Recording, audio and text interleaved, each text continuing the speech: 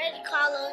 Time to go watch some marching bands. Marching up and down the field. Battle head to head, who takes the crown?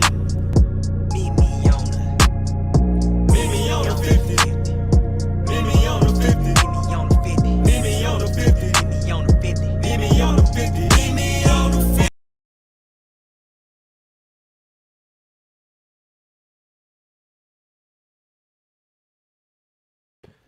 Welcome back, y'all. This is Meet Me on the 50. I'm your host, Meet Me on the 50.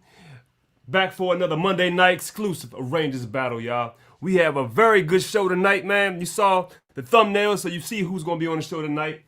If you don't know who it is, I don't know what rock you've been living under, but these two men right here about to get on tonight, show and prove why they are the top of their game, especially on the East Coast, but we about to make it nationwide right here, y'all. This is Mr. James Perry, Mr. Gino Diggs, man. Both of them have two stellar programs, Eastern High School in D.C., Hopewell High School in North Carolina. It's about to go down, man. These men are both talented with the pen.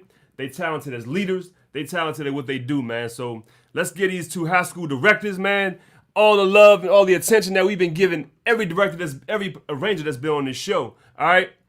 We're going to give the high schools love, too. There's so many high school directors out here, so many high school rangers that's doing their thing.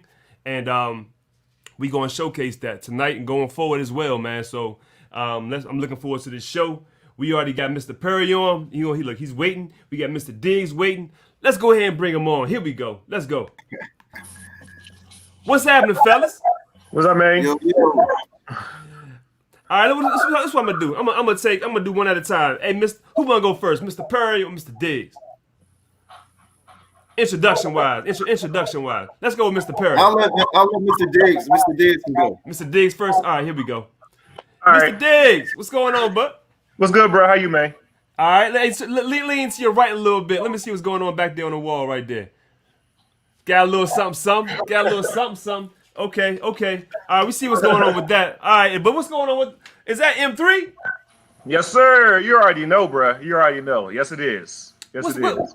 What's the M3, man? What's the M3? Tell the people what that is. Well, that's the Magnificent Marching Machine, the Morgan State Magnificent Marching Machine at the National Treasure, HBCU. Yes, it is. Absolutely, man. Me and Gino, we're drum majors for that marching band, man. Great times. One of the, I want to say, best times of my life right there, man. So Yeah. absolutely, man. So here we are, the Rangers corner, man. We got you, you know. I say versus Mr. Perry, but really it's a showcase, man. Showing all your talent, man. You know, you've been doing your thing for how long? So I've been at Hopewell. This will be my third year, wrapping up my third year now. But I've been teaching all together for 10 years. But Hopewell is the first high school I was the head band director at. So Hopewell High School in North Carolina. Yep. What's the closest HBCU to Hopewell? Johnson C. Smith. J.C. Smith. Okay. Yeah, Johnson C. Smith. And then you got like Livingstone and A&T, Central, Shaw. I mean, North Carolina got like 9 or 10 HBCU marching bands, bro. It's crazy. It's nuts. Yeah, man. Okay, so you've been there for a couple years, man. Look, Gino turned this program around, y'all. I mean, I want to say last year, how many awards did y'all win? Well, last year we went to 6 competitions and we won grand champion all 6. Humble. Look, he's trying to be humble about it. You see that, right? We still got work to do, bro. You already know how that is. We still got work to do. Okay, 6 for 6. That's what I'm talking about. Yeah. All right. So tonight, man, we got Mr. Diggs right here. Let's go ahead and bring on James Perry. Hold on 1 second, Gino. Okay. All right, here we go. JP. Yo. Mr. James Perry right here, y'all. What's going on, bro? How you doing? I'm hanging in there, man. How about yourself? Good, man. Look, a lot of people, you know, I think a lot of people know who you are as well as Mr. Diggs, but go ahead and tell them a little bit about Mr. Perry. Sure. Again, Mr. James Perry, director at Eastern Senior High School, the Blue and White Marching Machine. I've been there since 2006, so I got 14 years in the game. I know I look young, but definitely been around for a little while now. Representing Norfolk State University, of course. Shout out to the Spartan Legion. Went to high school at IC Norcom High School in Portsmouth, Virginia. So shout out to Portsmouth, Virginia as well, and IC Norcom High School. So man, I love what I do, man, and I enjoy doing it. Yeah, so you've been writing for a while. You've been writing since you've been there, right? Yeah, man. Yeah. I mean, it feels right. Yeah, I mean, it seems like a lot of directors, man. Sometimes they'll relinquish that to the assistants, but you keep the pen in hand, man. I keep the pen in hand. I mean, for me, and don't get me wrong, I have a great assistant director as well. Shout out to Mr. Stephen Smith and Junebug, my whole entire staff, as a matter of fact, because they all play a vital role in our organization. But yeah, man, for me, it's important to really have my signature sound on the band. So I definitely keep writing. All right, so what I'm gonna do right here is I'm gonna bring on Mr. Diggs. All right, so hey fellas, man, look, this is episode 4 right here, y'all. But I think one thing, the people, they love the music, but they also, man, they come to love the education that comes behind a lot of what you guys talk about in between the songs and how what your approach was to your songs and things like that, man. It's a lot of aspiring musicians up there who look up to y'all. You know what I'm saying? So they would love to get some gems and some different, some knowledge from you, man. So just keep that in mind throughout the show, and we can talk more about it in between songs. All right. What's up, James? What's up, bro? How you doing, bro? You good? Hey, man, I'm hanging in there, man. How you doing? I'm good, bro. I'm good. Good to see you again, man. Good to see you too, brother. Good, Yeah. So, if you in the comments, look, if you haven't already, hit that subscribe button, hit the thumbs up, and most importantly, I need y'all to share this out to all your circles, man, your band circles. Get everybody over here. These two gentlemen, man, they do what they do, for the passion, and I need y'all to show that same love, man. So everybody, bring your friends, bring your family, bring them over. Meet me on the 50, all right? So what we gonna do, fellas, man? We normally start off with the coin toss. I lost my quarter, so this is what we gonna do. James, you've been at it longer, I think, right? Yeah. All right, so we gonna give you the selection. You want to go first or second in this arrangement battle right here? Oh man. Gino can have it. Okay. Gino first? Yeah. I'm cool with that. Yeah. All right. I'm gonna shout him out. All right, so this is how we gonna do this, man. Both directors, they have their own lineup of songs. We're gonna do 8 rounds, y'all. 8 rounds right here, 8 good rounds, man. It's no categories. We're not gonna be too stringent on it, so we're gonna just go with the flow. Like I said, in between songs, we're gonna talk about it. We're gonna learn. It's gonna be a very edutainment. That's what they call it last week. Edutainment right here. All right, so here we go. Gino, it's on you. Send me that clip, brother. I sent it to you, bro. You already sent it to me? Yeah, you got it. And I'm gonna preface this real quick. This is the battle, the first song that we played at the battle with James's band this past year. So this is from the gym battle, the Hopewell Eastern gym battle right here. Sure enough, man. That was an excellent battle right there too, y'all. Excellent battle. All right, here we go. This is Gino Diggs, Rangers Battle, episode 4 starts now.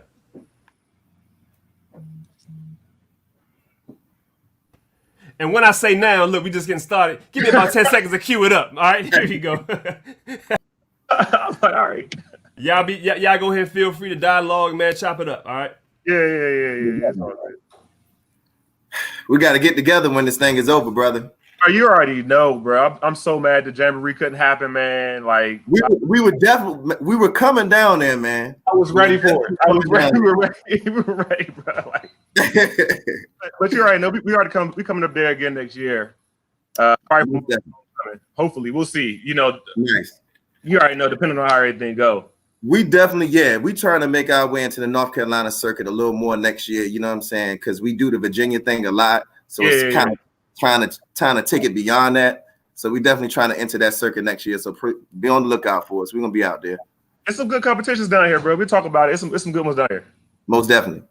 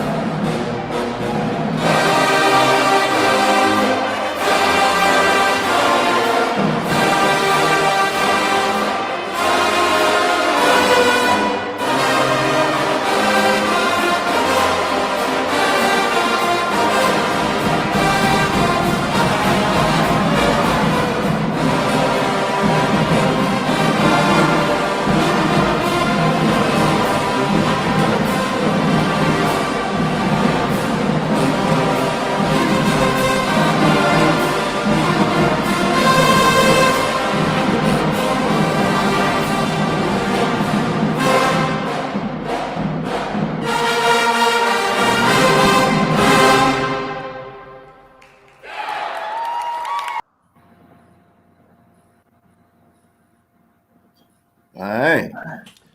That was round one. That was Gino Diggs right there, man. That Kanye right there, man. What was your inspiration behind that song right there? Power. I'm a huge Kanye fan. Always have been. I probably always will be. I guess I'm a glutton for punishment when it comes to Kanye because he's crazy as hell. But I guess what happened was when the band like really grew, I saw that I had the band for it, so I just went ahead and I wrote it, and so now that's like pretty much one of the first songs we always play wherever we go. So it just seemed appropriate. So it's almost like your trademark song now, huh? I mean, I guess if you want to say that. I mean, it's like I said. I mean, I try not to get too hooked up into one or two songs. So next year, the first song might be different. I don't know. We'll see. Yeah. All right, cool. So the clip has come in, man. Mr. Perry's round one song is up next. Let's go. Let's see what this is. Ready for this one, sir? Ready for this one, sir? Listen, I let you go, so I knew how to respond. I didn't, Which is smart. see where we're going with this.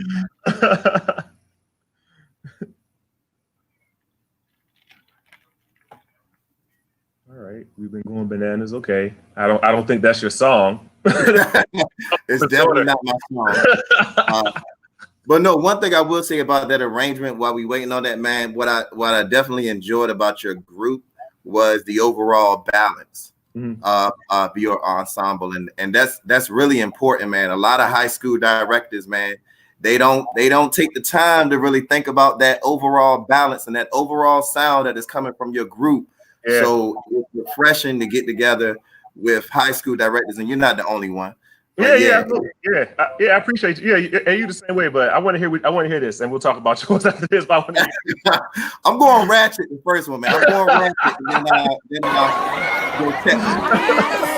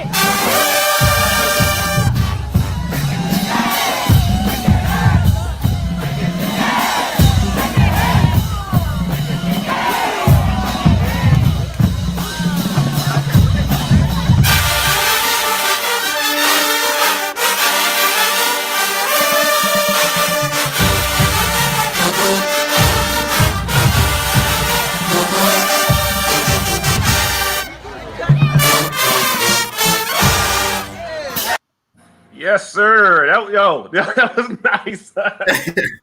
Appreciate that, bro. Appreciate that. So that was y'all with the alumni band. Was that? Yeah. That was the mass one we did against Largo. Oh yeah. Y'all messed them up. I saw that one. Yeah. Yeah, that man. was a good arrangement, bro. That was nice, bro. Thank you, man. I tend to. I don't write too many rap tunes, to be honest. Me too. But when I do write them, I try to go there. That's nice. Yeah, that was nice. Thank you. So did Charles do the drum part, or did you do the drum part? You know what? I don't know who did that drum part. I kind of leave it to the percussionist. It's either I like or don't like thing. It's either that's too or that's too much. And real quick, I don't want to, before I forget, shout out to Mr. Douglas Gilchrist, who is in here, former director at Eastern Senior High School. Much love to you, brother. Sir. Also, Yes, sir. Jamie, my dance coordinator. So I don't want to forget about those important people before Yes, we sir. continue on. Yes, sir. Yes, sir. Yeah, shout out to Gilchrist too, because I'm from the DC area. You already know I'm from Crossland. Absolutely. I went to Crossland, and part of being from the DC area is knowing that every time you see Eastern, they are going to either really try to kick your ass or kick your ass. Like, and, you know, so it's good to see that tradition like happen after Gilchrist, because Gilchrist was he was so monumental in building that program, and it's good that you came in after him and continue that going. So that's what's up. That's what's up, man. Yeah, those were some big shoes to fill, man. He's a legend there. Yeah. He's a legend there. Yeah. Hey, look, Gino, I need you to say it one time though, man. Look, 6 out of 6 ain't no slouch. Just say that, man. I mean, give me some vibrato, man. A little bit, man. Look. All Can't right, do it. I'll say this. All right, here's the bravado I'll give you. The kids work very hard. I push them hard. They work hard. They do everything I tell them to do. And so that's what got us the championships. I can't take the credit for that, man. I can't. All right, we'll take that. We'll take that. All right, here we go. This is well deserved. They deserve that. Yeah, they some good kids, man. They some good kids. All right, here we go. This is round 2. This is Gino Diggs, y'all. Here we go. I'm going a little ratchet here too. All right. I'm going a little ratchet. It's something I wrote at Morgan State in 06 when I was a drum major. I wrote this at Morgan State in 06.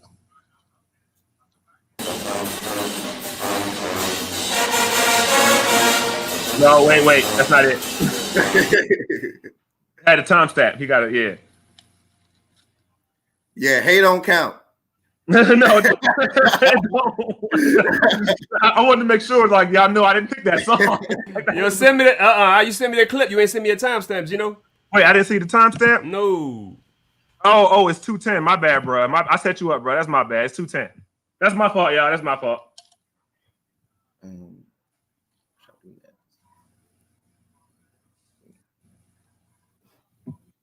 You're gonna set me up with Hey though, like not Hey, any other song but Hey. Yeah, any other song but Hey.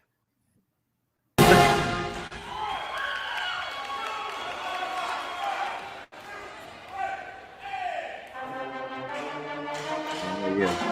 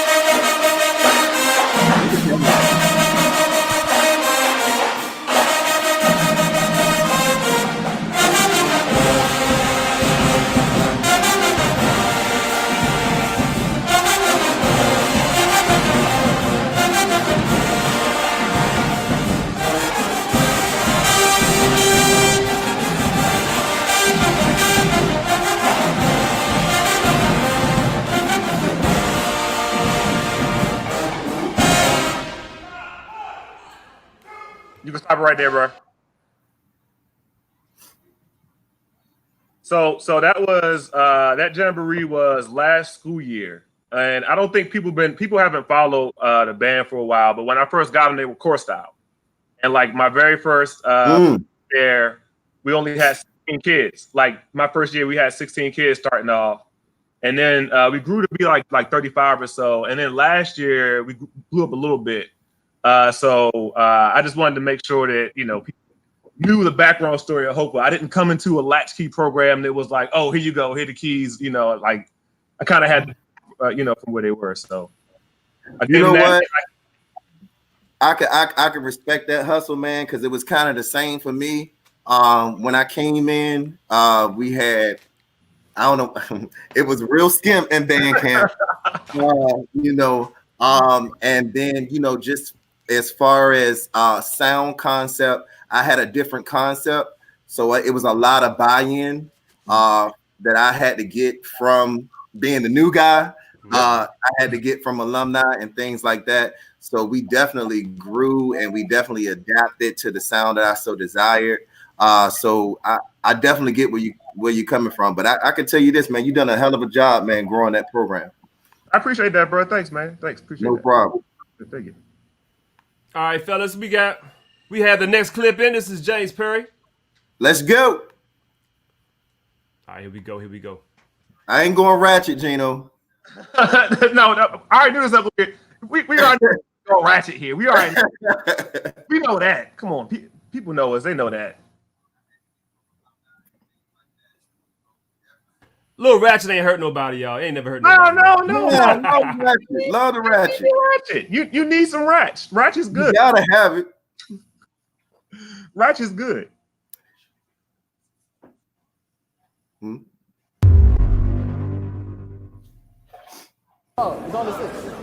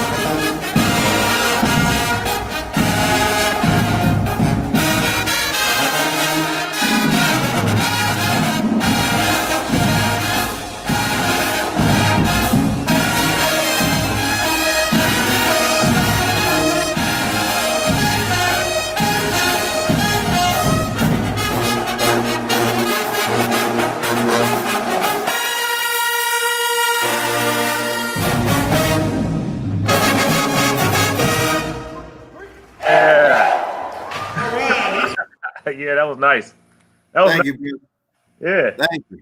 Yeah, no, see, and that's the thing too, because y'all have like this nice round sound, but it's still very like powerful. And that's the thing, and that's why I like you because you get it. You know what I mean? You get it. It doesn't always have to be all this all the time. You know what I mean? You can make It's a time and a place, man. And honestly, it's a method to my madness. And I'm definitely not gonna give up my secrets too much. Of course. You know, I'm not gonna give too many tools, but there definitely it's a method to my madness. And like you said, you got to know when to get in there and you got to know when to get out, especially on the high school level, man. It's so many high schools trying to be colleges, and you don't have the instrumentation of a college, so it's no need to try to do that. You know, you got to understand your band, you got to understand your instrumentation, you got to understand your students. Yep. So you got to make it make sense for you. You got to write for your band. You got to write for your band. Like, you know what I mean? Like, and that's exactly your band. You know what I mean? You write for your band. Like every year I find myself having to go in, even if you might play a same song from year to year, I go in every year and I change a little bit of it because every year I write for the band that I think I'm gonna have. It's crazy when my alumni come back, they'll be like, they come and listen to the band and it's the same song. Right. But a part may have shifted, you know what I'm saying, to another section based off of the stronger section that year. They're like, Mr. Perry, what happened? Look, this is what it is, man. So yeah, it that same here, man. I change the arrangements every year. Nah, bro, that was a great one. That Jill Scott one was, like people don't even play that, and that's great, bro. Like that's what's up, yo. Thank you. Problem, bro. All right, here we go. This is back on Gino Diggs right here. This is what I don't even think this is round 3, round 4. I don't even know. Let's just round 3. Round 3. Here we go. Yeah. Oh, all right, All right, I'm gonna go. I'm gonna go a little outside the box of the stands here. I'm gonna play a little bit of our field show from this year, just a little bit, not the whole thing, of course, but just a little bit. Takeoff in 5, 4, 3, 2, 1. Feel the tremble.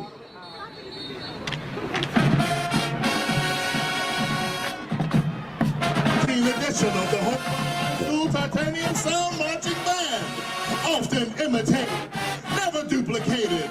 For the show we produce are far too complicated for the uncultivated to comprehend. We present a salute to titans and music.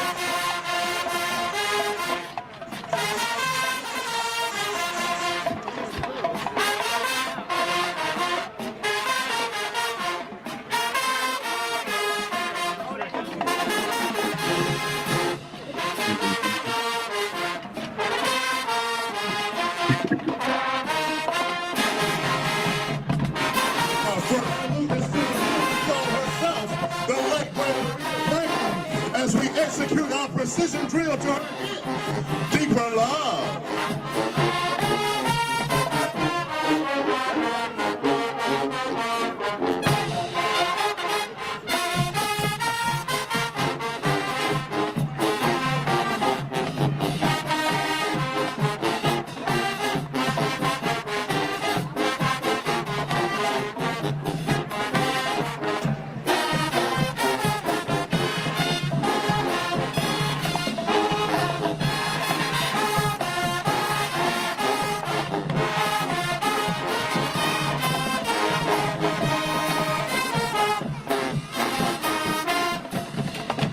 Stop right there, bro. Ladies and gentlemen. Yeah, so that was Faces into a Deeper Love by Aretha Franklin from the Sister Act soundtrack. And so basically, all right, so a lot of people don't know this about the show this year. So the theme of the show was Titans of Music, right? So I decided to use people who were, big music artists or whatever. But I also dedicated the show to my college band director, Mr. Miles, who to me is a titan of music.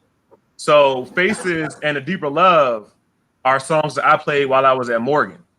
And so I dedicated the first part of the show to Mr. Miles, which is crazy and funny that we ended up winning, all the competitions we won when I dedicated to, Mr. Miles, whatever. So that's where I got the idea for that first set from. That's dope. I remember when Morgan, I don't know if Morgan played it while I was at Norfolk, but I think y'all did.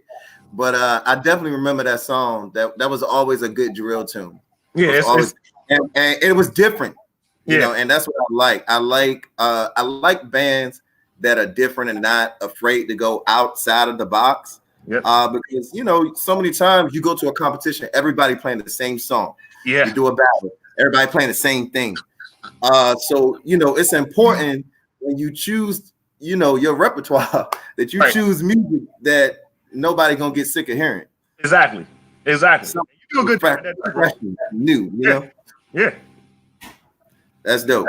Yeah, instrument placement too on the field as well. Oh yeah. That's I got to shout out my bro Gary, my bro Gary Bryant, who's probably watching this, cussing me out right now. But Gary writes a lot of drills to everybody, and before before I put anything on the field, I just run it by him. I say, hey, I'm thinking about doing this, and he'll say, oh, that's bull, and I'll be like, okay, I'll go back to the drawing board, And if I get like Gary never gives you like oh, that's a good response. He'll say, huh. And if I get I know it's good. So I'm like, right. He's definitely, I know his name very well. I know the work that he's done with A&T. So he's a beast. He's a beast. Yeah, he is. Definitely.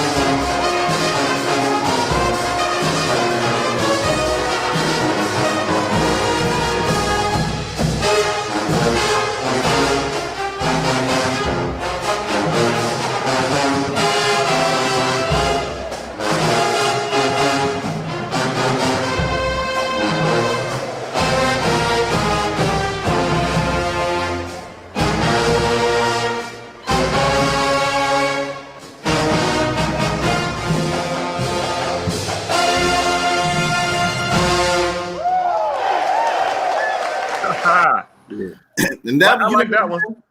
Huh? 2009, and shout out, man, to that 2009 band. Like, that was really when the Perry sound started to take shape. That's when you really heard like what I was trying to do with the program. And what you'll see, man, I don't give a damn how big or how small we are, man. We gonna come for that ass. Like, it's like, I'm not playing no, like, I like for people, I like for a big band to march in and look at my band and think you about to murk us. Cause on the other hand, I'm about to drag your ass. You know, like, that's just what it is. You know, so yeah, man. Shout out to that 2009 band. That was up. So 2009. What year was that at Eastern for you? Was that year 2? That would have been my third year. See, and that's what's up, because this is my third year at Hopewell, and this is the year that I feel like I'm catching my stride with my group too. And I think a lot of people come in and they say, you know, I'm gonna come in first year 1, and I'm gonna do X, Y, and Z, A, B, and C, and it's like, it sounds good, right? You know what I mean? Sounds good, because the thing is, like, you got kids from the old director who are in there who are used to doing things a different way. Absolutely. Allow time for your system to take place and take hold of the kids, and allow time for your kids, like your kids that you actually teach. The only high school band director they know is you. You got to allow them to get in there. You know what I mean? And that's what's up. Like, that's what's up. That was that same year. We ended up going down to it. Like, that's when we really kind of started traveling and starting to get out there. Like, because your program needs to be seen, man. That's another thing that people got to understand. Bruh. And we'll talk about that. Yeah, we'll talk about that. We'll talk about that.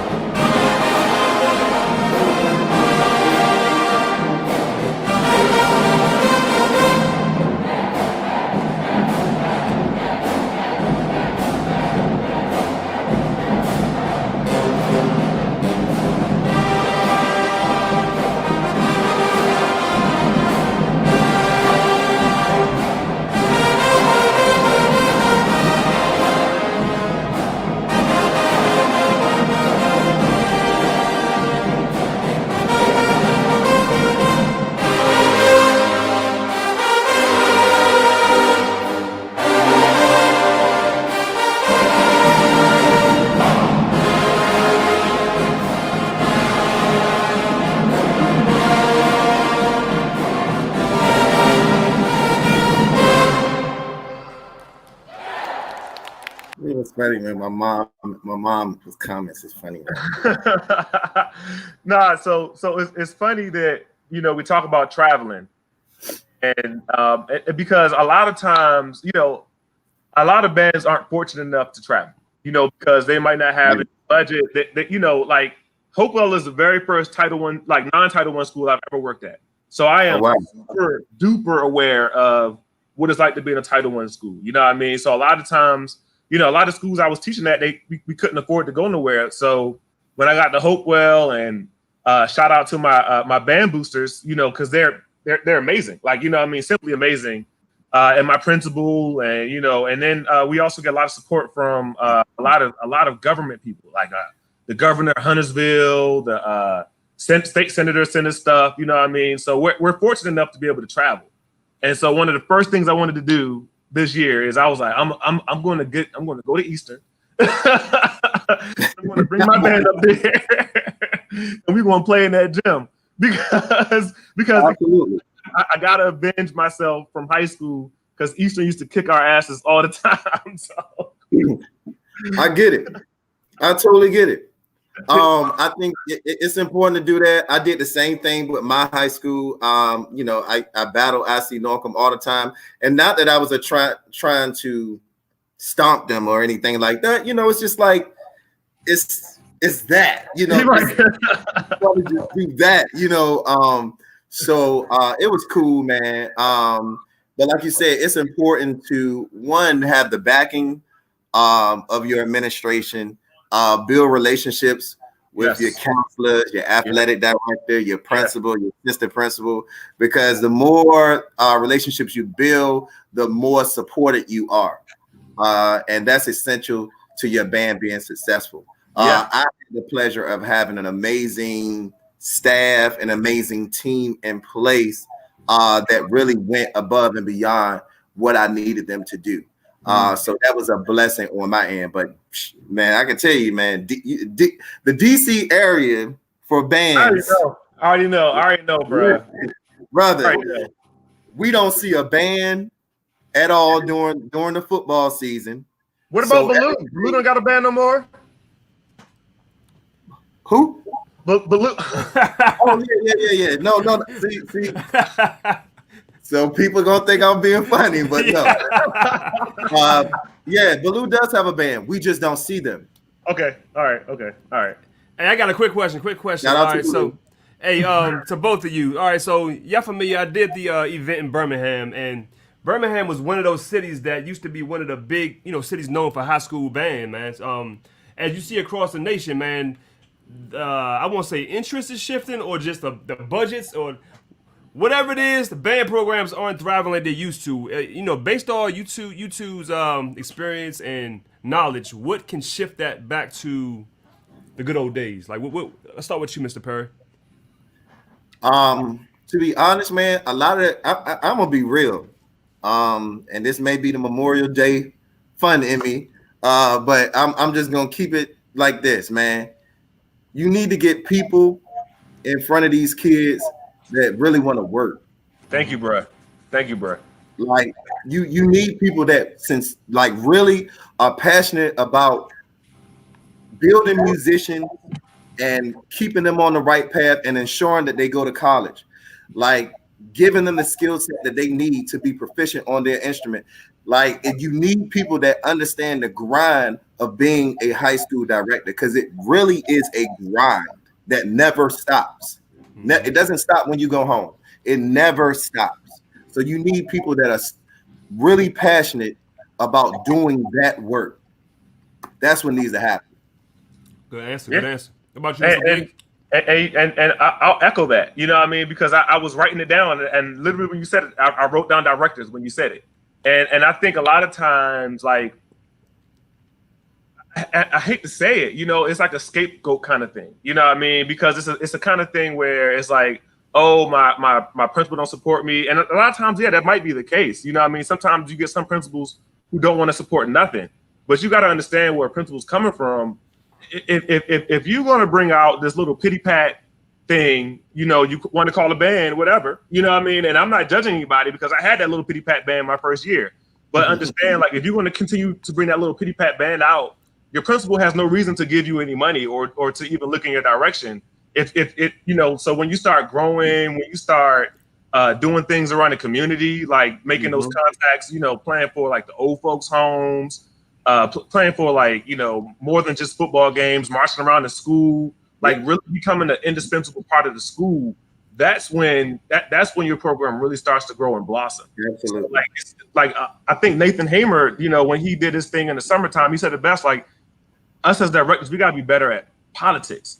We got to be better at just going in and just being able to go to these meetings and say, hey, I need A, B, and C, and here's why I need it. You know what I mean? Because I'm able to get new instruments every year because I can say, hey, we're projected to grow 30% every year. You know what I mean? At least, you know what I mean? And here are my numbers, you know what I mean? And I show them the numbers. And so I can go to the Rotary Club and ask for money. I can go to, the governor or even principal, ask for money. I don't always get it, but it happens. So I think directors just kind of have to start just step it up just a little bit more. And we as veteran directors have to be able to take the younger guys under our wings, you know what I mean? and really be able to talk to them and say, look, hey, brother, look, here's the mistake I made. I don't want you to make that same mistake. You know what I mean? Yep. All right, good stuff, y'all. Good stuff. Hey, look, in the comments, like I said, man, if you have any questions, I need you to send them to me at Meet Me on the 50 on Instagram, and I'll try to work them into the show. All right, here we go. We back on Mr. Perry. This is round 5, I believe. Here we go. Are we at round 5? Nah, we still round 4. This is your response. Yeah. Right. You're correct. I messed up. That orange must have been spiked, brother. All right, here we go.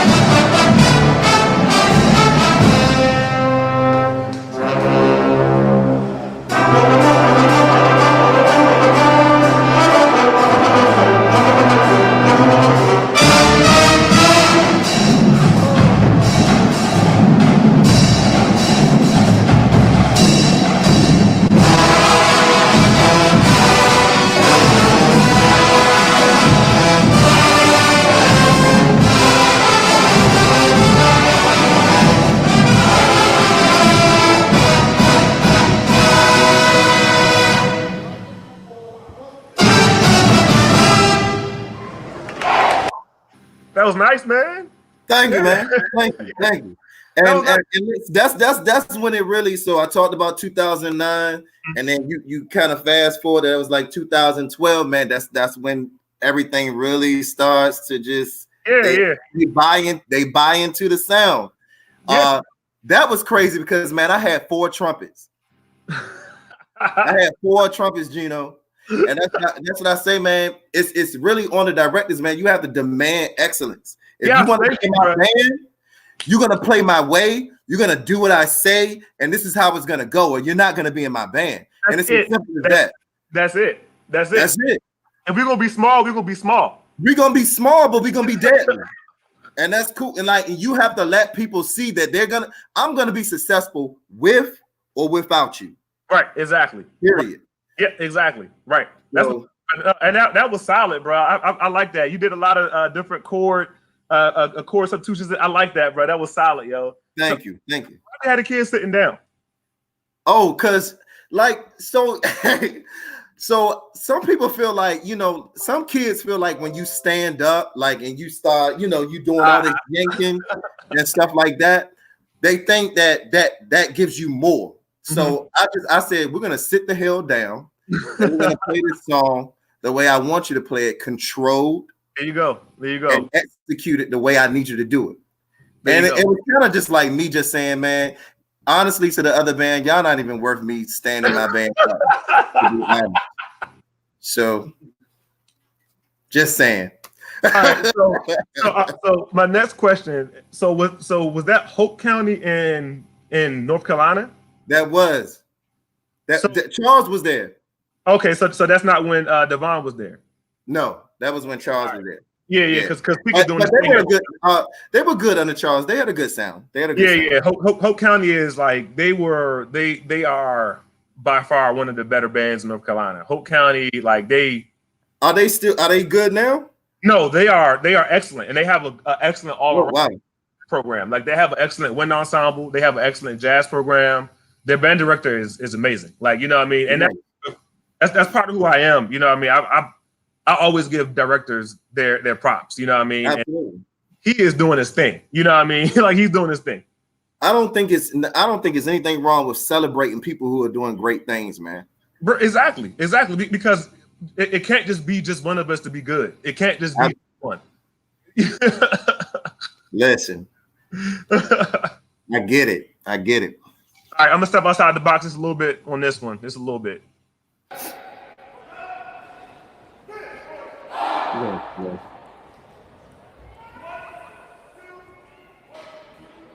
Yeah.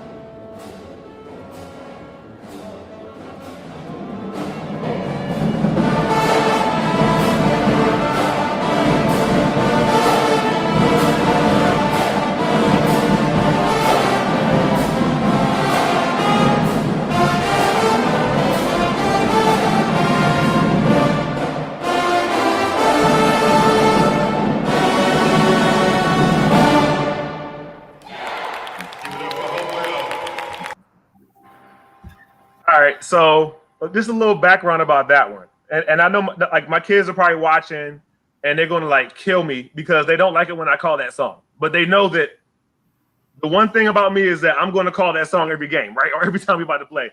So I wrote that song last year for our field show, and so I did it at the end of the drill to kind of like as a third drill, whatever. So the funny thing about the drill last year is like, you know, I sat down all summer and I was like, yeah, this drill gonna be good.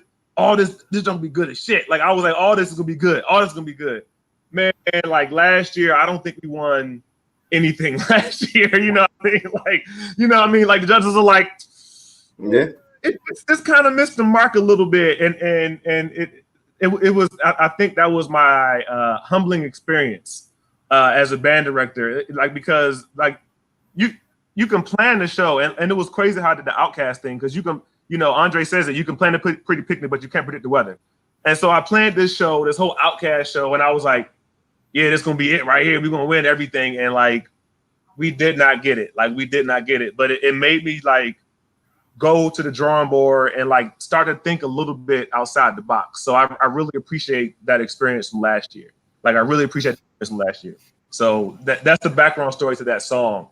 And I keep playing the songs from your gym battle because we don't do enough gym battles. So if anybody's watching, like, you know, like if anybody's watching, my band travels. We've been to Chicago. We travel a lot. You know what I mean? So you got any little gym battles coming up? Let me know. We'll come down. We'll come down there. So let me know. Absolutely. Shout out to the alto saxophone player. I play alto sax. So, you know, I'm always here for the woodwind love, you know. I had to evolve into that. I'm a tuba player. You don't. Nah.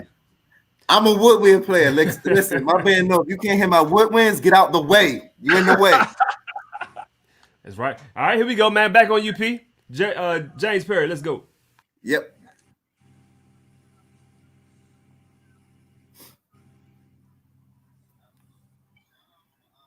Today, we are here to let you know, no matter how far we go, no matter how long it takes, forever yours. Ushers, here I stand.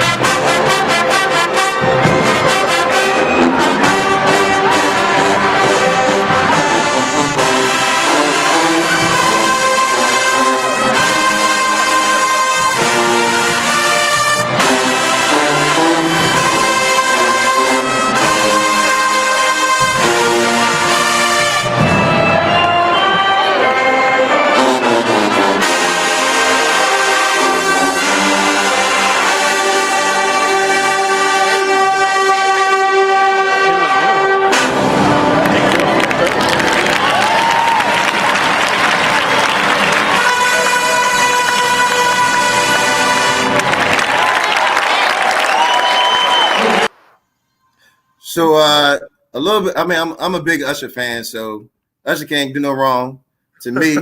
But we were the first group from this area to go down to the DCAB Jamboree and do that. And that was like a big moment for us because you got to understand, like when you put yourself out there, especially in the DCAB area where bands are just you gotta bring it all the way, man. And my mellows got a little happy during that one, but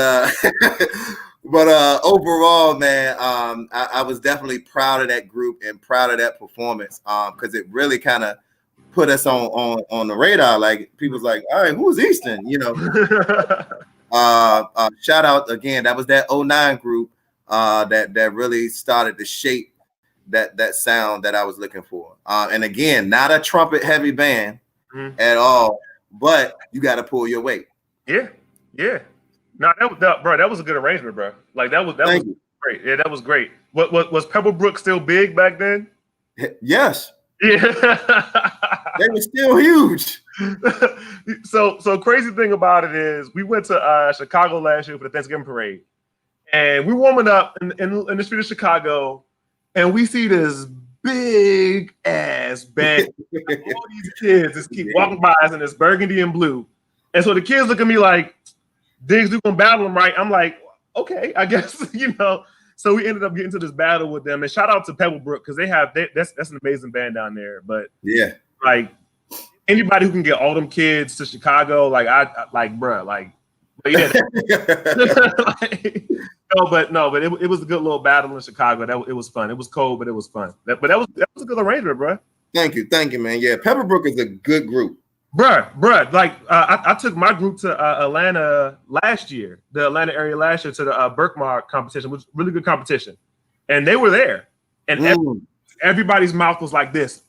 Like even me, I'm like, oh, okay, all right, okay, right. No, they're good. They're good. Oh, I remember this clip. So I'm gonna take it back a little bit again. Okay,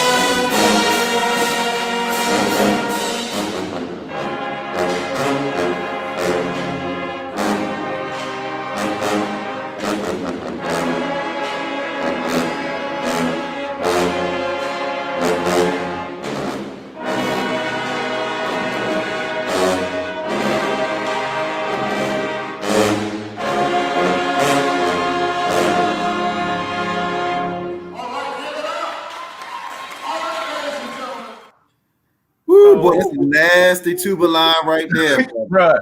My tuba is last year. Shout out to my drum major, senior drum major this year, Trey Orr, who's going to be a beast band director. But he was a tuba section leader last year, so he was responsible for that.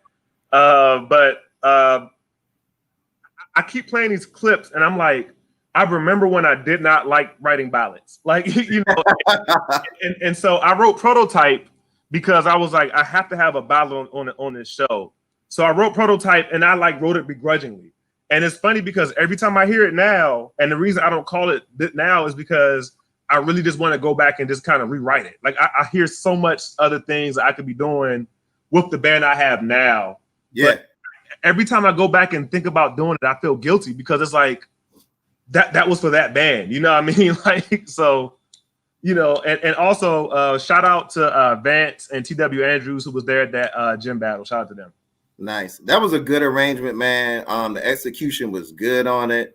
I love Prototype because not many bands, you've heard a few bands do it. I heard Hampton did it. Yeah, right.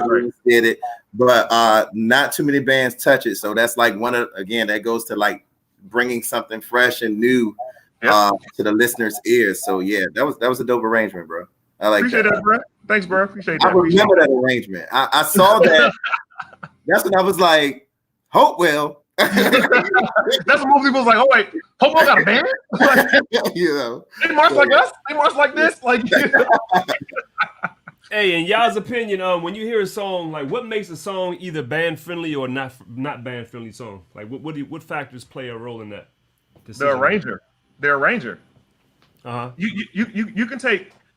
I'm the believer, and shout out to Dr. Lee, who was my composition instructor at Morgan. If you hear it and it has music to it, you can arrange it for the band. You know what I mean? It depends on, so it depends on the arranger. Like, and I think the arranger really, makes it, because you can put anything in front of the band. If you like make them believe it and you can teach it, they'll play it. I mean, Southern's proved that numerous times. You know what I mean? Yeah, and I agree. It's all in arranger. I mean, I come from the school with Paul Adams. Oh, yeah. The great Paul Adams. Yes. So it's like, man, that man would. I mean, we played "Bootylicious" by Destiny's Child, but he made it so musical that you was just like, yo, this is crazy. We played "Hot in Here" by Nelly, and he wrote every damn word. Like, again, it's in the arranger and what they bring. And yeah, I agree with everything Gino said. Definitely. Good stuff. All right, so we back on UP. Here we go, James Perry. It's a good little battle, son. I'm having a good time, bro. No, most definitely. Yeah, this is dope. This is dope as hell.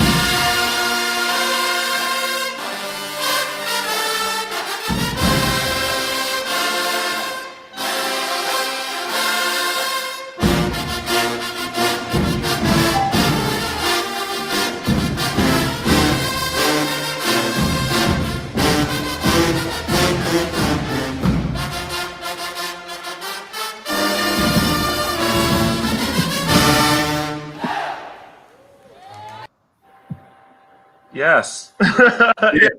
That's one of those ones where you see the Norfolk influence a little bit with the you know what I'm saying? I try to stray away from it, man. I do. I really do. I mean, but we are who we are. We are who we are. We are who we are. You know what I mean? Sometimes I gotta put it out there, but I try to be my own man, and I take a little bit from everybody because I respect what everybody does, so I don't want to be like a carbon copy of my university. But yeah, that arrangement, like that call and response thing, like that's all NSU, man. Just listening for what's going on, knowing where you fit in. That's all that NSU influence. So, and that was a good ass arrangement, bro. Like that was, and kids, like it's just, to me, it's something about a controlled kind of power. You know what I mean? Like it's there in your face. And like, yeah, I could have my kids turn it all the way to hell up on you because we live slurs every day. And day. My kids can play now, you know what I mean? But I'm gonna bring it back just a little bit and say this is this is how you should play right here. And it's something about that controlled power, bro. Like, and y'all got it, brother. And that's why I respect your program so much, yo. Y'all got that. Thank you, man. I appreciate it. I appreciate it. Time and a place. Time and a place. Exactly right. Exactly right. Hey, a question came in from Maurice, man, aka Undad Bod, man. Dopest IG name I've heard in a while, man. Undad Bod. He says, what schools do most of your students, what colleges does most of your kids end up going to most of the time? Do you have do you funnel most of your kids to certain programs, or do they go to different programs? I'll start. We have, clearly we have some students at Norfolk, given. We also have students at North Carolina A&T. We have students at Talladega. We have students at Prairie View. We have students at Tennessee State. Actually, two of my students this year are going to be going to Tennessee State University. We have students at Bethune-Cookman. We have students at Jackson State and Southern University. So it's just, it just depends on the kid. Like some kids, like, I love Mr. Perry. I'm going to Norfolk, and I don't want them to do that. Let's be clear. I don't want them to do that. I stray them in the right direction, and we got to look at their major and make sure, it fits what they're trying to do with their life. But, I don't stop them if they want to go there. But again, we funnel them wherever they want to go, and we support them. Not only and when I say support, I mean someone from my staff is going to be at your game, your freshman year, your sophomore year, your junior year, your senior year. We're going to be there. We don't just see you through high school. We're going to see you through the entire process. That's what's up. So that's what's up, bro. That's how I should be. So as far as my program goes, like I said, this is only my third year there. So the first year, I only graduated 3 students. So one of them went to beauty school. One of them didn't go to school, and the other one wanted to go to A&T, but her father said she couldn't go to A&T. Oh, wow. I'm going to let you guess why. And then last year, I had like maybe 6 or 7 seniors or whatever. So I sent some to Johnson C. Smith. I sent Winston-Salem.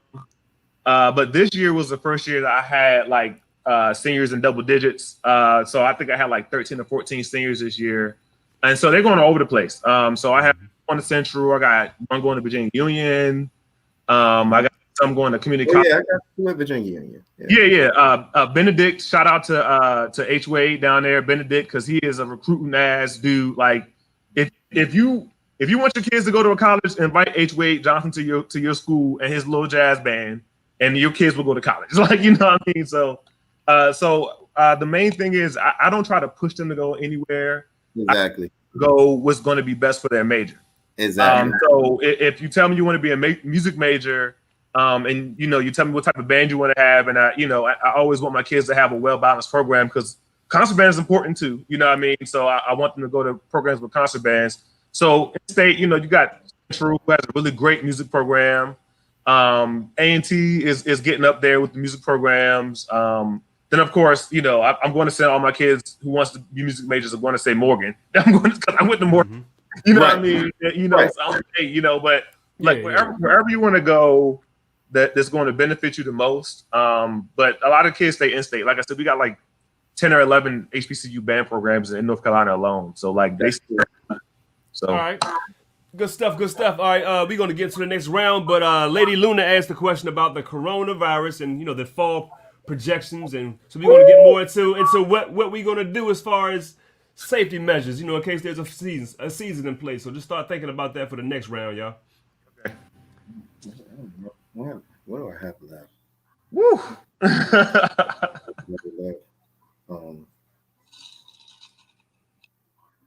I need to get some more water in my cup.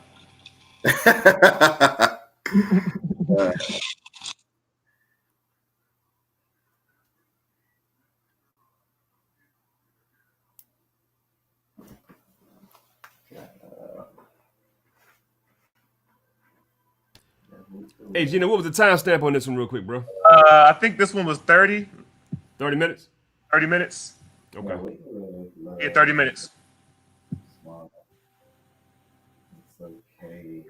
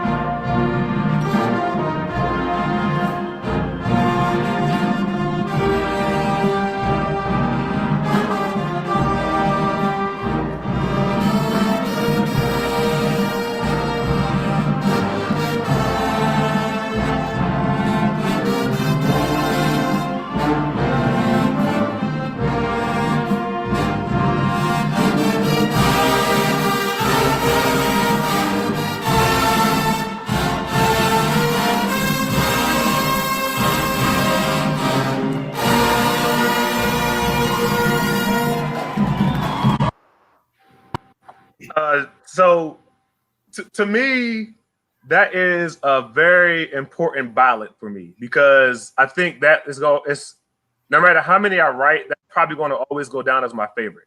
And the reason I say this is because that's the ballad that made me like writing ballads. I did not like I told you with Prototype, I just kind of like put the thing on paper or whatever. But with My Way, like I listened to it so many times, and Frank sung it so many times, and I listened to him sing it live on his album, remastered, unremastered, and it just kind of became part of me. You know what I mean? Like it just kind of became. He's singing about just kind of like living his life and like being unapologetic about it. You know what I mean? And I'm like, bro, like that just kind of sounds like me. And so when I wrote it, like, I had my woodwinds in mind, and that's why I played that particular clip because you can hear the woodwinds the best versus when, if I played it outside. And I just wanted my woodwinds to know that they mattered. I just, but also I wanted to prove a point to say like, yeah, we can play, but we can also crank on your ass too. And I don't want people to forget that, you know what I mean? Like I only have 8 clips to play today, but like, if yeah, my band can play, but like we can like, you know what I mean? Like, I think when we did the battle here in DC, that was my favorite song of the night. Yeah. That was my favorite song of the night. Just because it was executed so well. And again, like you said, when you open up at the end, you open up, but it was a controlled opened up, and you could still hear every section, but you still felt the intensity from the group. So that was very impressive. And shout out to you on that one. I love that. I'm a ballad writer, man. So, listen, if I had it my way, I would be shooting ballads all night. I have a million ballads, man. But people are telling me, man, nah, bro, don't do that, man. Don't do this. You gotta play this. So I'm keeping it cool. I'm going ratchet, though. I'm going ratchet because the people said go ratchet. Go ratchet, bro. Go ratchet. Go ratchet. Go ratchet.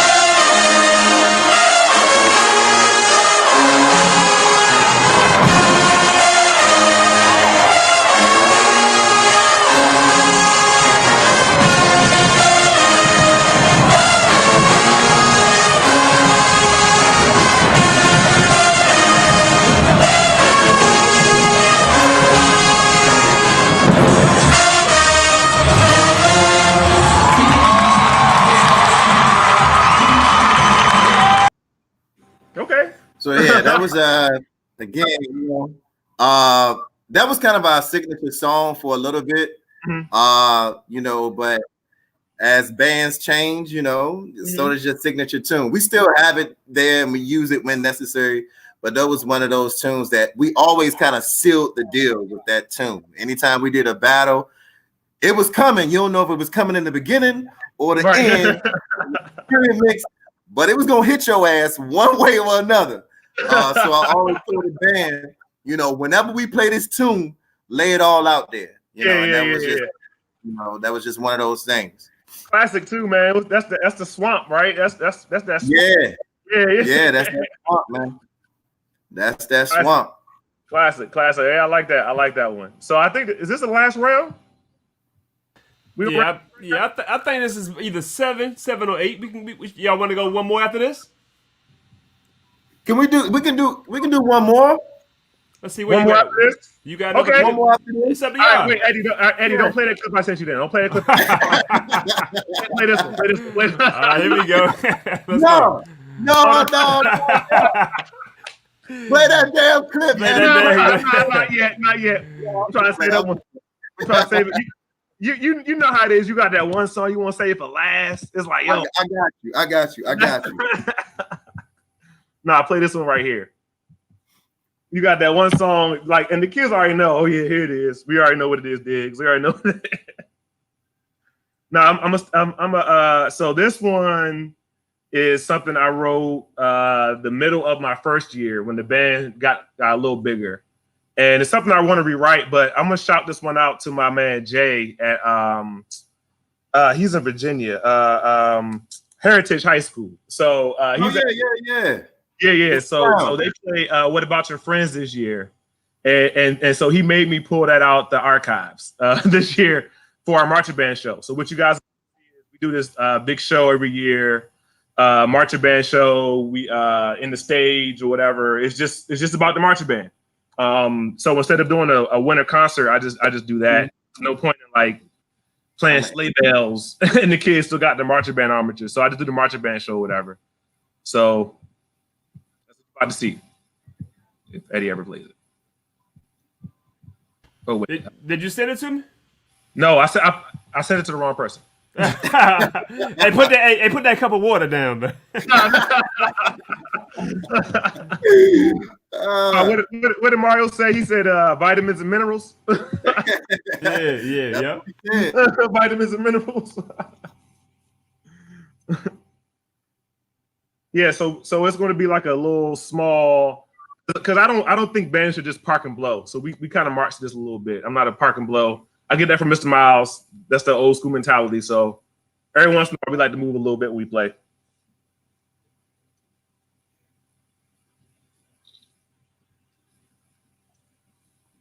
So we'll see.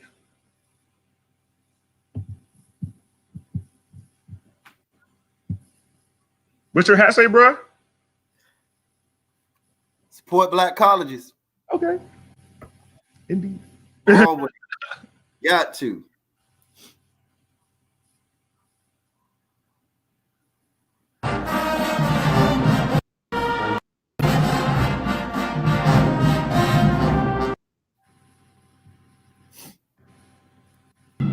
Yeah, right after. There he is. Yep.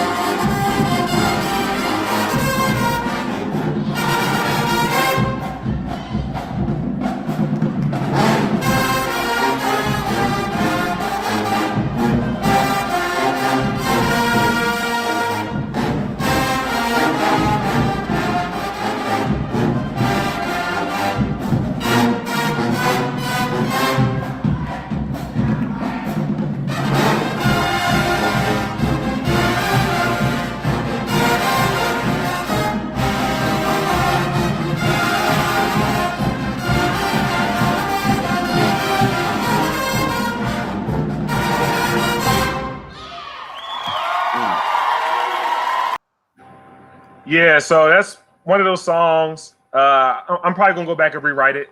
You know what I mean? But it's one of the kids' favorite songs or whatever. So I was like, you know, and to me, and me knowing you, I know we're not doing this for ourselves. We're doing it for our kids right now. Absolutely. I mean, so we're doing this to put on the best of our kids and and show everybody what what we have or whatever. But to me, like I'm just trying to play stuff that I know that my kids want to hear, and I know they're watching. I miss y'all. You know what I mean? And you already know we talk all the time. I miss y'all. I can't wait till we meet again or whatever. And I know it was a question about the COVID thing. I know we'll talk about that after this round or whatever. But that's why I played that one. I played that one because I know that my kids really like that song. And as much as I want to go back and rewrite it, which I will this year, I know my kids appreciate that right now. So that's why I played it for them.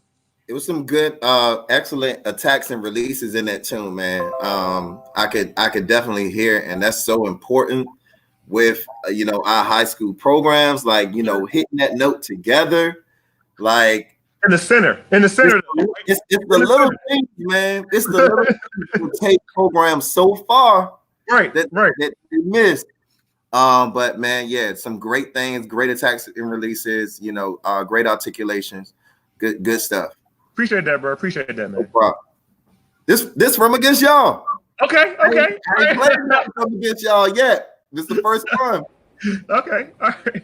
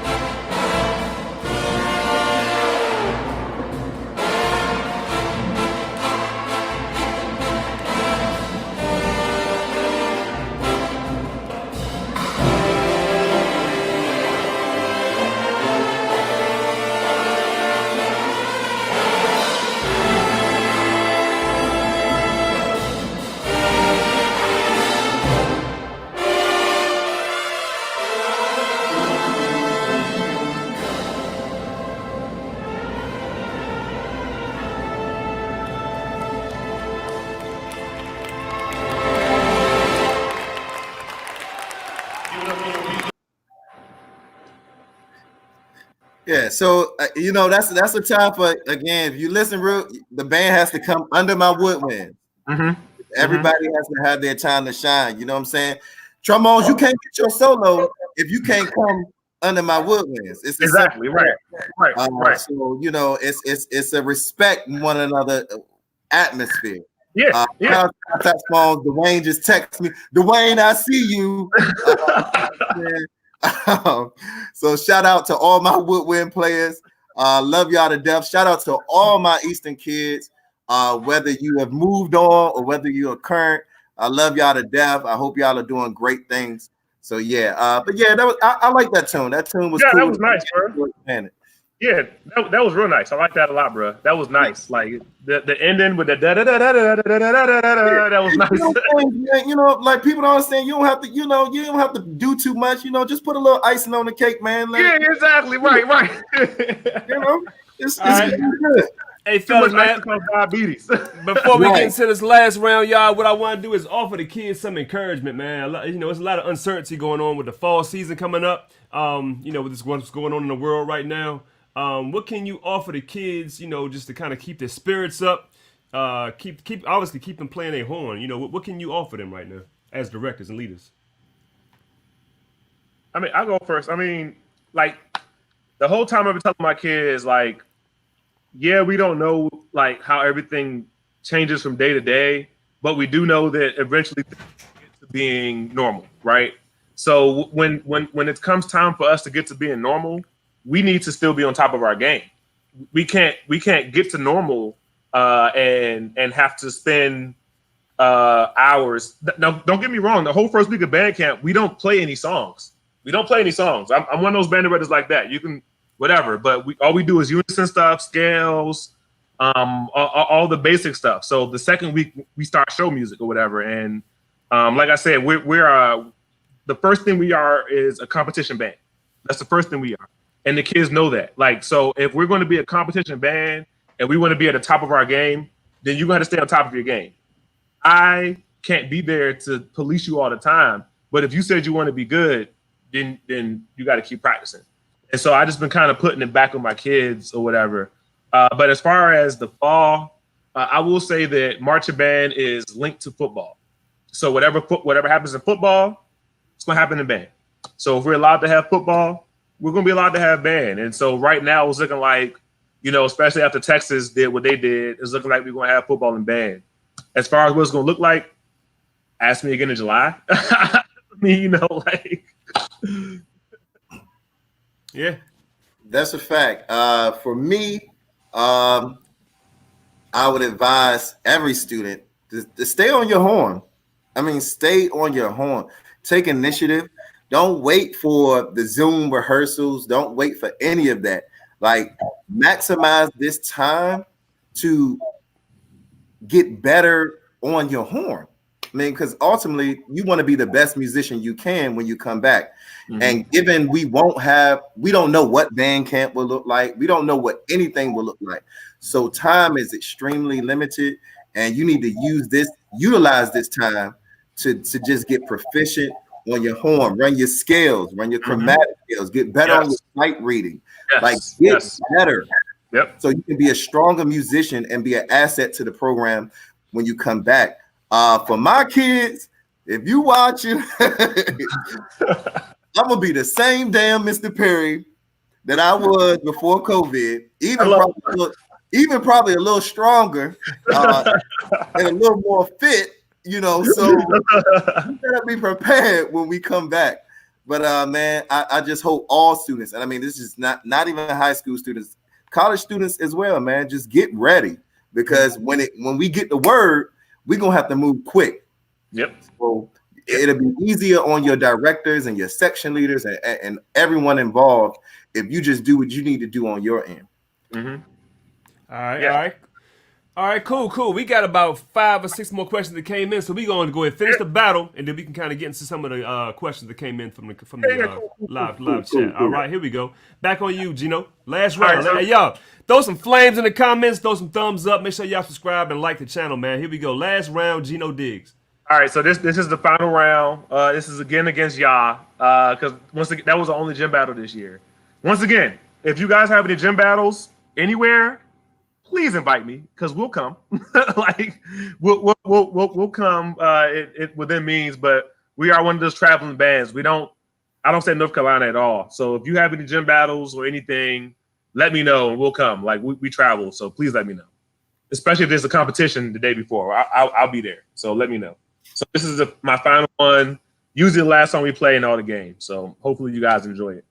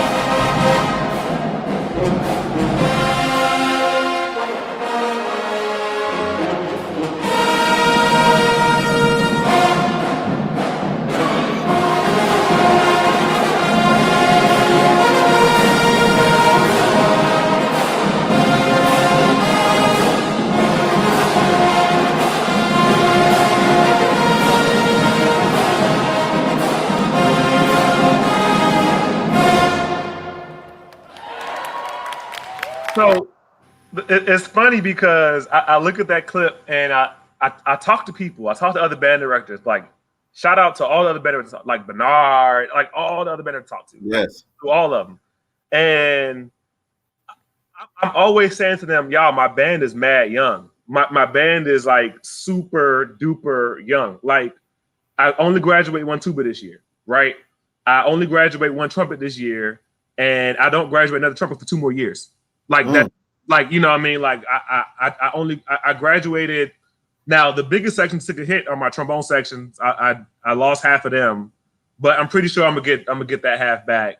And I lost half my mellophone section, but I already recuperated that. But my band is mad young. I didn't graduate no drummers or whatever. So like when I play stuff like that and I hear stuff, I'm like, next year it's going to be so much better because the bands will be so much stronger, and like all those kids gonna be my kids. Like that's my 4th year. Those are gonna be my kids right there.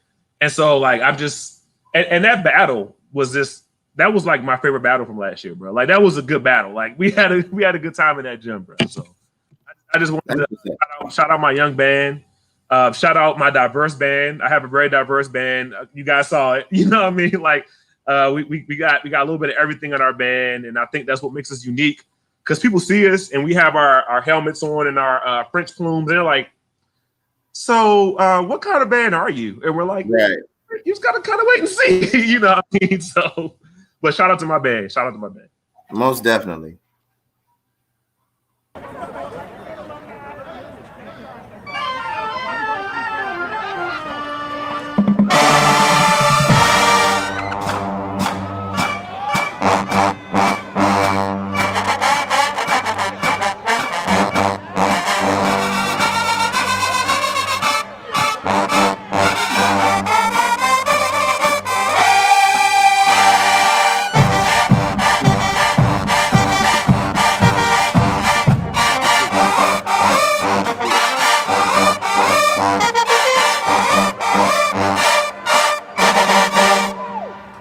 I made all that up. That didn't exist.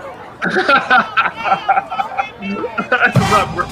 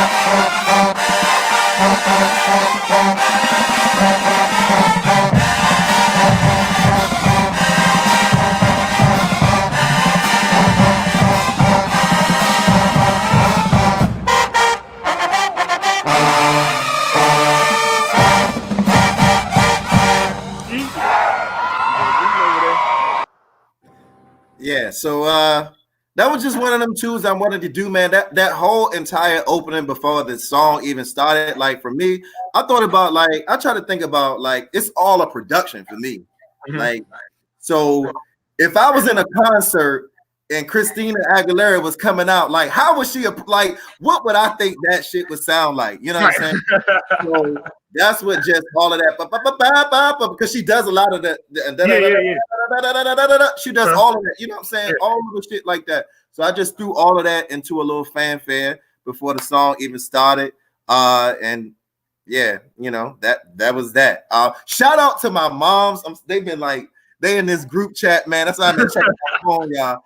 my moms and my aunties are on here, and they in this group chat and just talking about how I'm talking and so shout out to my family, man, in Portsmouth and in Maryland, man. I love y'all to death. I hope my sister is here. She's dealing with a COVID loss right now. So I love you to death, sis. If you are watching, if you're not watching, watch it later. You strong as hell. You're gonna get through this. We're gonna ride through this. You're gonna be all right. So shout out to my family, man. And y'all stay safe out there, man. Seriously. Yeah. Real in these streets. So that clip you just played, was that the alumni battle with Largo? Yeah. Bro, Yeah. I cannot wait to get my band to the point where I can have an alumni band with my current band and just. It's a blessing, man. The Eastern alumni, man. They really. Shout out to the Eastern alumni, man. They come back. You know what I'm saying? Anytime I need them to come back, you know, they support in every endeavor that the Blue and White Marching Machine has. So it's great to have that type of support from your alumni when you're trying to get things done and trying to continue the legacy of the program. Yeah. That's like you said, like the crazy thing is like even though Eastern was one of our rivals, like some of my best friends marched for Eastern. Like, right. I can go down the list right now, and I will. Keith, KK Side Keith. You know what I mean? My boy. Keith is my boy. You know what I mean? Brian Doyle, that's my guy. You know what I mean? Chuck, that's my guy. Romeo, that's my guy. And then rest in peace to my man Dion. Like, you know what I mean? I named my daughter. My daughter is named Dion after my man Dion. You know what I mean? Those are my best friends, and that's why stuff like this is so important. And that's why I'm glad that we're one of the first ones to do this, you and I, because like, you know, it just renews a kind of like fire in me because like I've been battling Eastern since high school. You know what I mean? Right. You know what I mean? But shout out to your alumni though. Like shout out to all of them. Everyone you just named, extremely supportive. Yeah, every single one of them, extremely supportive. Yeah, man. Shout out to all of them, bro. Like, yeah. Definitely. All right, man. Look, that was the last round, y'all, but we got a few questions that came in. Let's go ahead and get into these IG comments real quick. Hey, man, thanks again for being on, y'all, man. This is an excellent battle, excellent experience. I'm sure everybody learned a lot from y'all as well. Evan asks, this is Evan from Instagram. He says, I have a question for the live. What are you doing? I think we addressed this question already. What are they doing to make sure that the kids are practicing and preparing for the season? Do y'all have like weekly the meetings? What do you call them? The Zooms or something like that? What are y'all doing to stay in touch with your kids? Yeah, I know for us, we're meeting, and I don't know. It just depends, because you know you have to be mindful of what DCPS is doing curriculum wise. So I try not to interfere with that, but I definitely do try to meet with my leadership team just to make sure we're on the up and up. Also, I know my assistant director, Mr. Smith, has been sending out arrangements, testing some arrangements just to see, just to keep them reading and just keep them playing and things like that. As for me, I'm about to go hard in the paint because school is about to be over on the 29th. So they can bet on June 1st.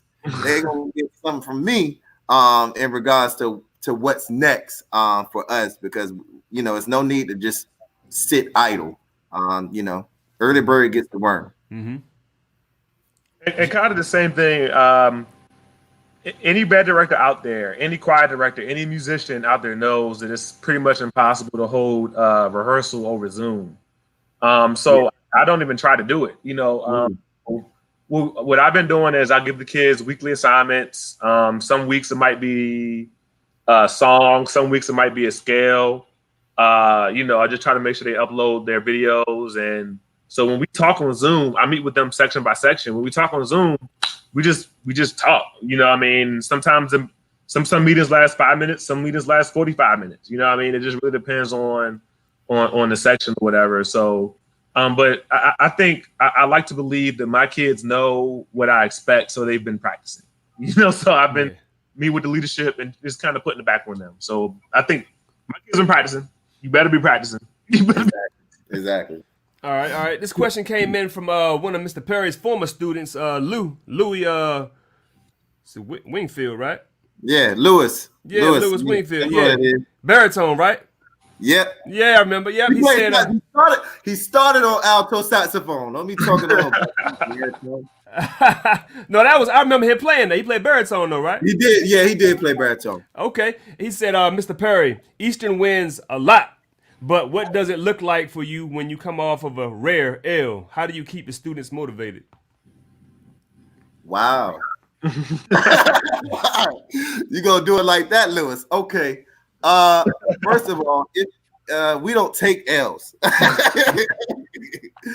However, in the event that we haven't performed our best, we just talk about that. We talk about what went right and we talk about what went wrong, and we work on what went wrong the most. And that's just my approach. I never let the band see me sweat. I never let the band look at me as we were defeated. It's just not how I operate. So if there's room for improvement, then I look at that. I look at the footage. I look at what we could have done better, and then we address it head on. All right. How about you, Gino? Shout out to you, Lewis. Ivy League question. No, I mean, for me, it's just one of those things where I always preach to my kids to be ready for anything, and to not just compete against the other bands, but to compete against themselves from the week before. Absolutely. So my thing is, if you're better than you were from the week before, then you already kind of won that week or whatever. But every week we got to get better. So we just kind of build on top of it.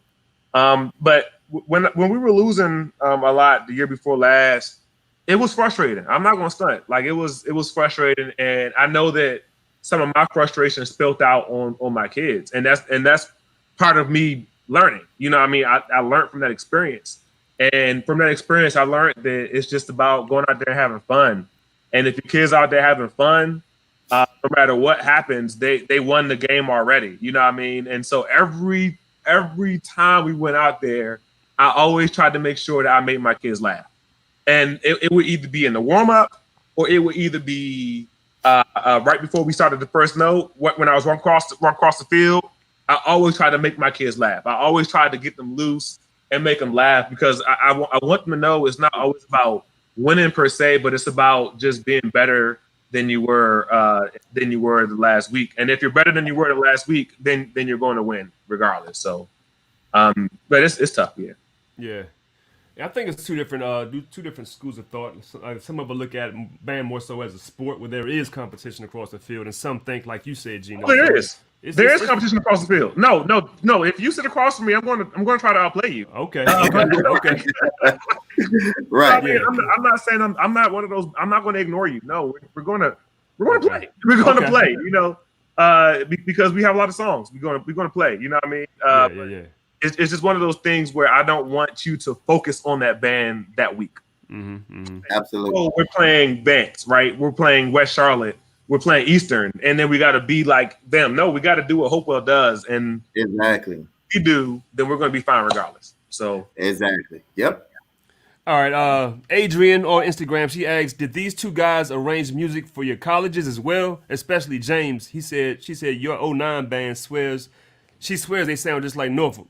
So the question, do you guys write for other bands outside of your own? To include college bands?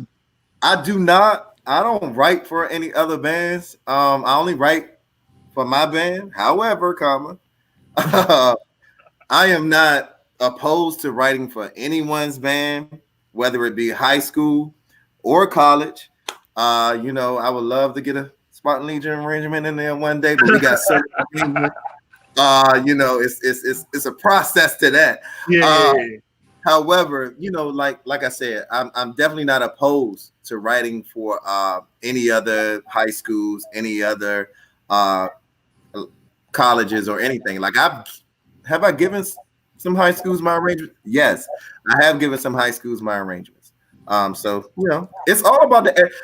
Let me say this too: the arrangement process is just not about putting it on paper, right?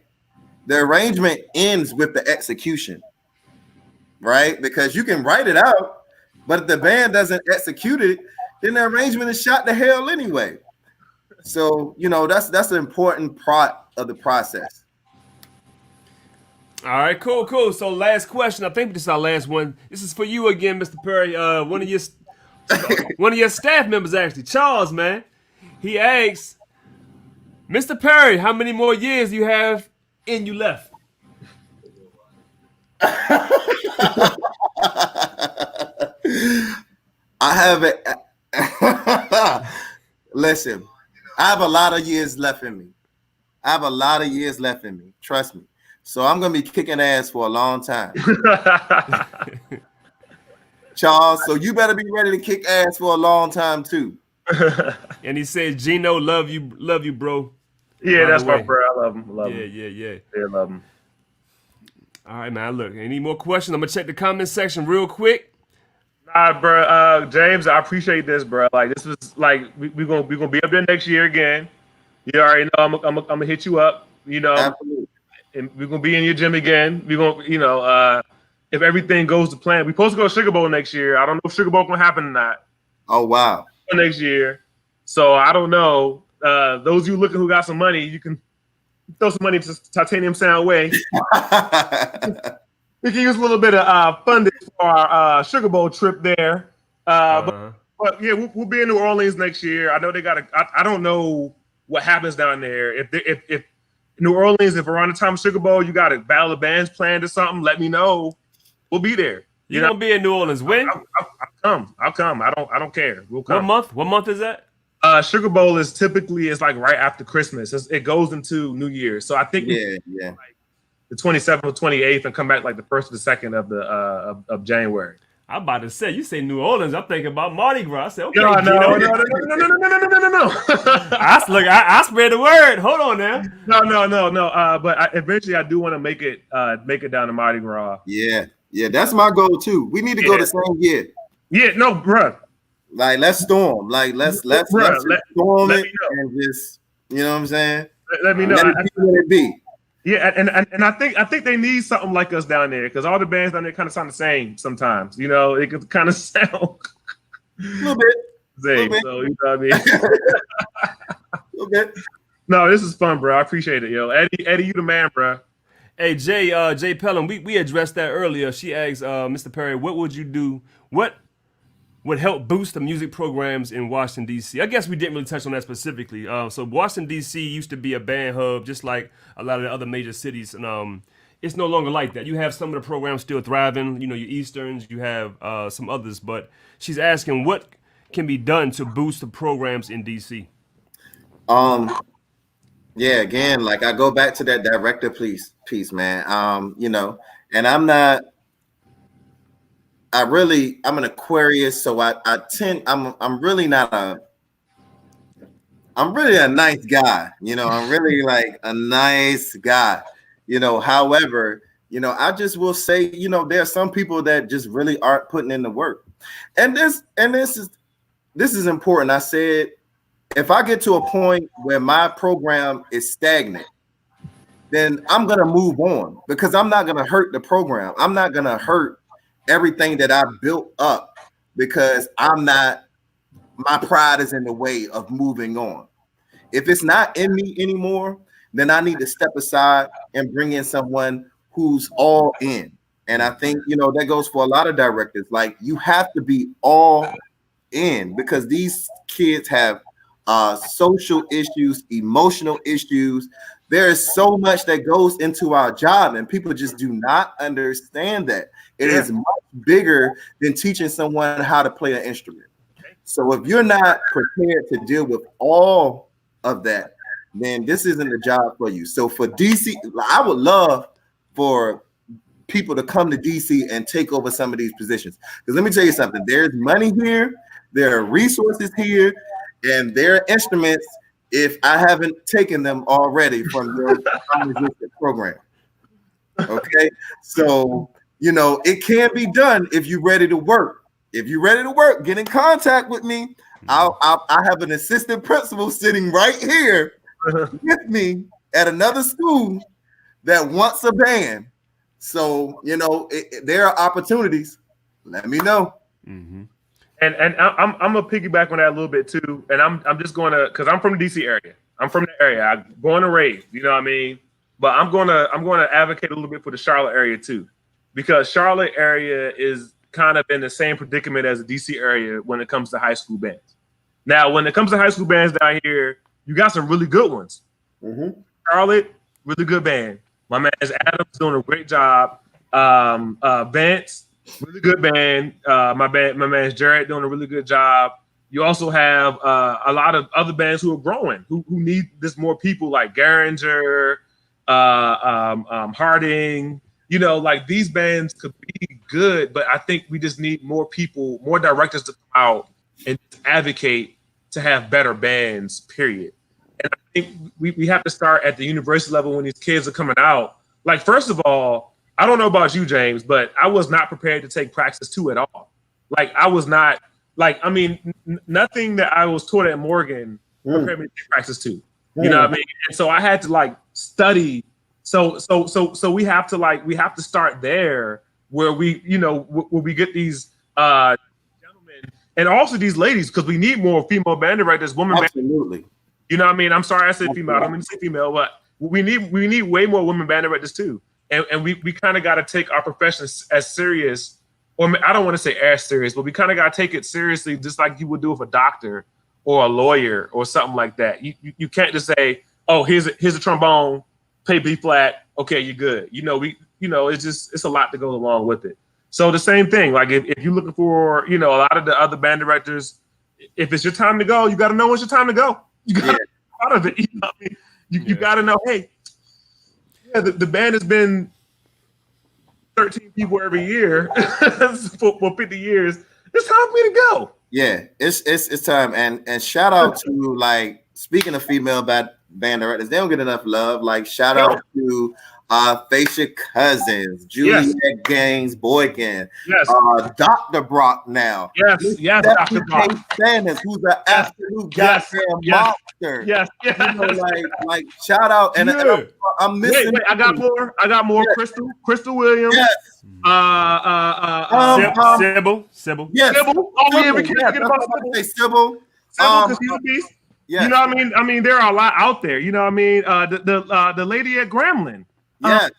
I don't want to say Dr. Roebuck. Dr. Roebuck. Yeah, Dr. Roebuck. Yeah. She came to Gremlin and she turned that program the hell around. Yeah. And so we need more band directors to come out of school and know how to teach these kids, but not only know how to teach them, but know how to reach them on a different level. Know how to reach them mentally. Know how to reach them mentally. Know how, when the kids come to you, know how to talk to them. Know how to know when to buy your kids pizza and Chick-fil-A and take them home. Right. The band director is sacrificing like that.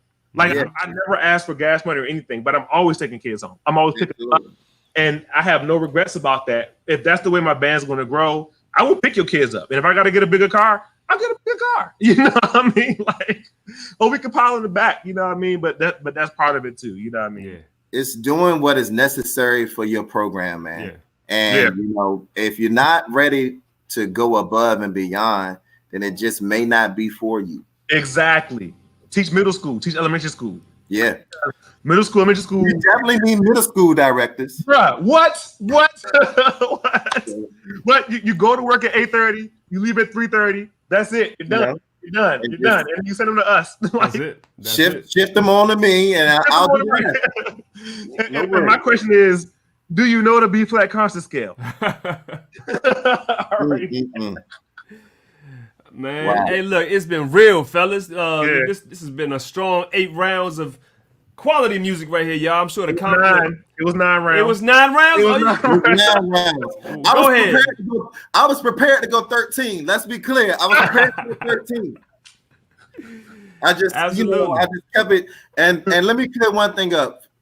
people kept texting me saying regulate, regulate, regulate. So here's the thing: regulate is not my arrangement. That it was a Larry Jenkins arrangement from Tennessee State University. Also, Larry. I see. Yeah, shout out to Larry. Shout out to Larry. But you know that is not my arrangement, so I could not play it, and I'm not going to take credit for no man's work. I'm only going to play what I put to pen. All right, so that's why I didn't play regular. Well, hold on now. So we talked about arrangements coming from the college program. So was that verbatim, or did it have to be fine tuned for the program? No, that arrangement that Larry we played what Larry wrote. Get out of here. So that was TSU's arrangement. That was TSU's arrangement all the way. We didn't change one thing in that arrangement. They sent, we asked him for it. He gave it to us. We played it. I was actually against it. My assistant band director, Mr. Smith, was like, Mr. Perry, like, I think we can do this. Like, and I said, nigga. Okay. Like, no, see, but it's the same thing with us. So we play So Many Girls, right?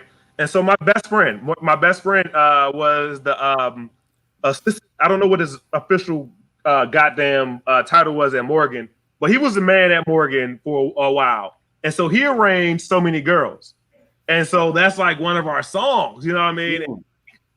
I'm not going to play it because I didn't write it, you know what I mean? And so whenever I call him Peanut, whenever Peanut gives me an arrangement, we play it as is, you know what I mean? Because part of it is getting your kids prepared to play. Absolutely. At that level.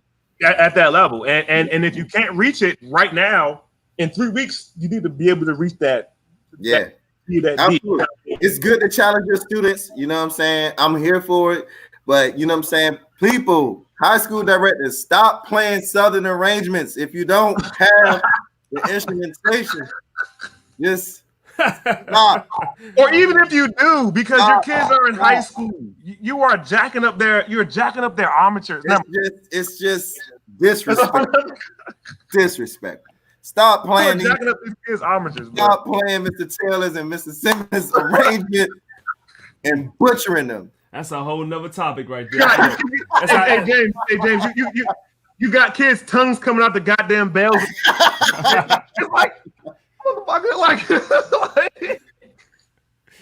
Man, out of my pay grade. That's out of my pay grade. I can't even speak on that, man. That's on y'all side. I plead the fifth. I'm done. No, James, bruh. I love you, bruh. Thanks for doing this with me. Love you too, man. Bruh, thank you for this, bruh. Thank you. Not a problem, man. I needed this. Yeah, me too. Me too. Awesome, man. I think the fans truly won tonight, man. This was excellent. I'm gonna go back and watch it again probably tomorrow morning when I wake up. I can never enjoy it when I'm doing this little technical thing over here, man. So I go back and watch. So I appreciate y'all, fellas, man. This was awesome. Everybody that tuned in, man. Look, thank y'all for tuning in. If you haven't already, hit that subscribe button. We're going to do this every Monday, y'all. This is the Rangers Battles. Well, meet me on the 50. All right? We out of here. All right. Let's go. I see you over there. All right. Later. All right.